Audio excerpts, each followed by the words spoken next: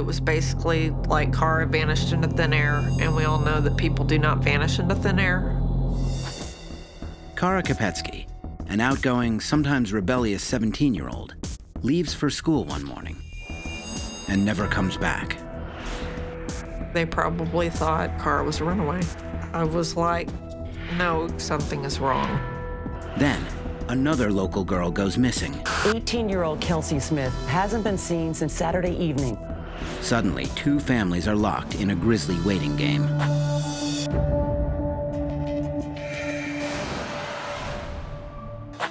It's a typical school day for 17-year-old Kara Kopetsky.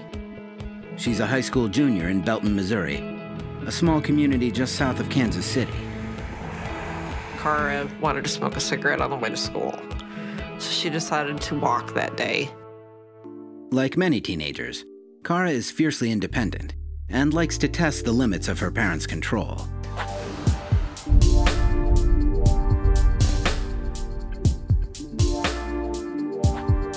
Both Kara's mother and her stepfather, Jim, believe that Kara's recent rebellious behavior is part of normal adolescence. As Kara neared the end of her junior year, she planned to go to community college.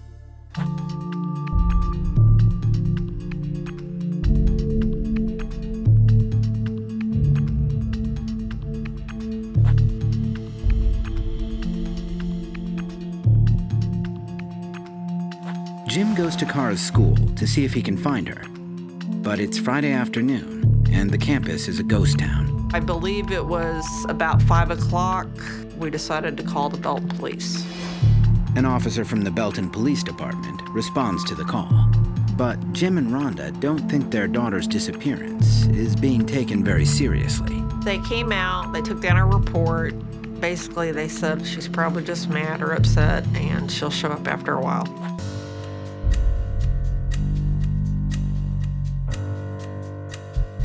Her iPod, the things that a teenager would not be without for an hour or two, everything that you would absolutely take with you if you were running away, she left in that room. There's something wrong. We actually have access to the schools, the surveillance system, and we immediately started going back through those cameras to track Kara through school that day. She stopped and was talking with a girl outside the door there, and she turned and walked out the door, leaving the school. Captain Spears digs deeper for information. When Kara skipped school, where did she go? Who did she meet? We went to the courthouse there and found a restraining order against a former boyfriend. The court document alleges that Kara's ex-boyfriend kidnapped, restrained, choked, and even threatened Kara with a knife. But the full order of protection is never served.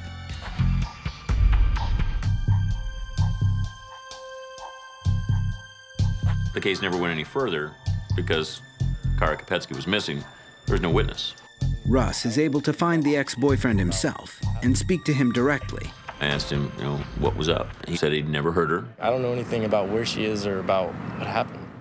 He says the cops interrogated him for several hours and that they gave him the lie detector test, and he passed it.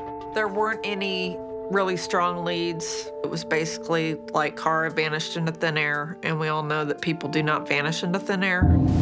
In a shocking development, almost exactly a month after Kara's disappearance, another local girl goes missing. In just a moment, the frantic search for Kelsey Smith. The 18-year-old girl vanished in Kansas on Saturday evening. The story is unsettlingly similar to Kara's. Same age, same height, same weight. They were 15 miles away from each other. I mean, it was just, I thought immediately that they were connected.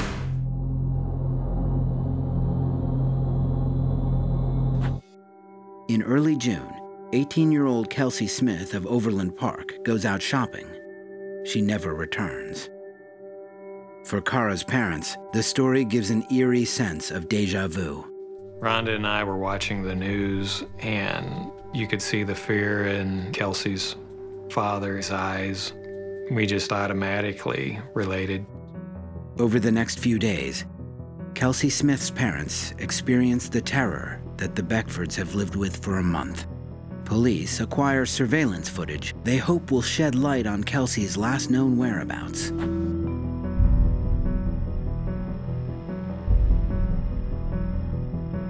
situation became a huge, huge thing. There were over 18 law enforcement agencies, federal, state, and local, involved in her search. Over 200 detectives from different departments that were helping trying to find her. So it was just an amazing effort. Meanwhile, Kara Kopetsky's case seems to stall. The cases have been investigated so differently, and the resources that were allocated in the Kelsey Smith case were enormous. And the resources in the Kara Kopetsky case, fairly slim, a small-town police department handling it on its own. But a new piece of evidence reunites the two cases in an unexpected way.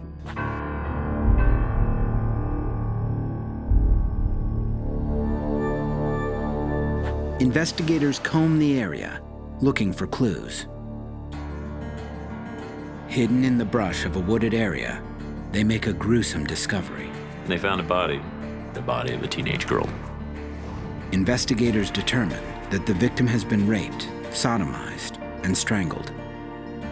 Just 20 miles from each other, the two families sit at their respective homes, waiting for the body to be identified.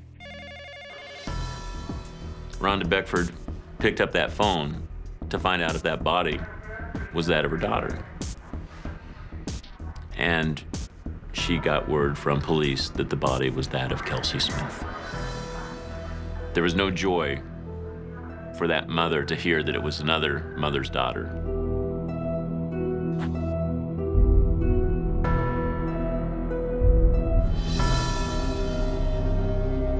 Did this person bring Kara to this place first and then bring Kelsey as a second victim? In order to be certain, Captain Spears conducts an extensive search for Kara at Longview Lake, where Kelsey's body was found. But Captain Spears is unable to find anything. It's a hard pill to swallow for those who hoped the investigation of Hall would yield new information about Kara's mysterious disappearance. As the mother of a missing child, you don't know what the world's going to throw at you, but you adapt and you learn to deal with it, and you just take every day, day by day.